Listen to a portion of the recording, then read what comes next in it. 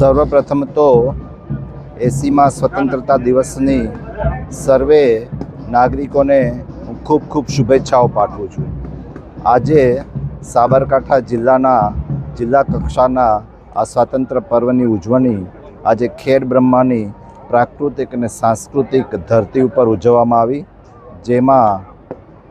માનનીય સાંસદશ્રી, પૂર્વ સાંસદશ્રી, ધારાસભ્યશ્રીઓ, સંગઠનના હોદ્દેદારો, કલેક્ટરશ્રી, એસપી સાહેબશ્રી, વિવિધ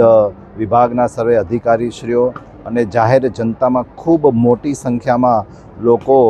આ પર્વની રંગેચંગે ઉજવણી કરી। આ કાર્યક્રમમાં વિવિધ સંસ્થાઓ અને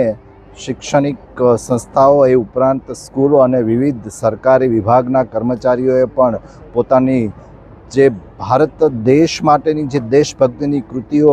એ એમણે રજૂ કરી અને ખૂબ સારી કૃતિઓનું આજે બધાએ પોતાની રજૂઆત કરી। તેની સાથે સાથે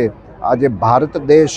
માનનીય વડાપ્રધાન શ્રી નરેન્દ્રભાઈ મોદી સાહેબ વિકસિત ભારતના સંકલ્પને લઈ અને આગળ વધી રહ્યા છે, ત્યારે હું સમગ્ર દેશની જનતાને હું આ સ્વતંત્રતા પર્વની ખૂબ ખૂબ શુભેચ્છાઓ પાઠવું છું। તેની સાથે આજના કાર્યક્રમમાં જે અલગ અલગ વિભાગમાં જે કર્મચારીઓ પોતાનું શ્રેષ્ઠ પ્રદર્શન કર્યું એમને પણ આપણે પ્રતીક રૂપે એને સ્મૃતિ ચિહ્ન આપી અને એને બિરદાવ્યા છે અને આ સાબરકાંઠા જિલ્લો હર હંમેશ આવી રીતના આગળ વધતો રહે અને ગુજરાતે વિકસિત ભારતના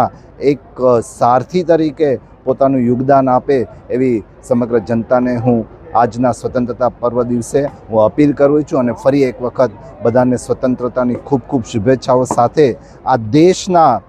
દેશની આઝાદી માટે જે લાખો લોકોએ પોતાનું બલિદાન આપ્યું, પોતાનું સર્વસ્વ અર્પણ કર્યું, એ બધાને પણ હું શ્રદ્ધાંજલિ અર્પું છું અને દેશના યુવાનોને એક સંદેશો આપું છું કે પોતે પણ આ દેશના વિકસિત ભારતના યોગદાનમાં પોતાનું યોગદાન આપે। ભારત માતા કી જય।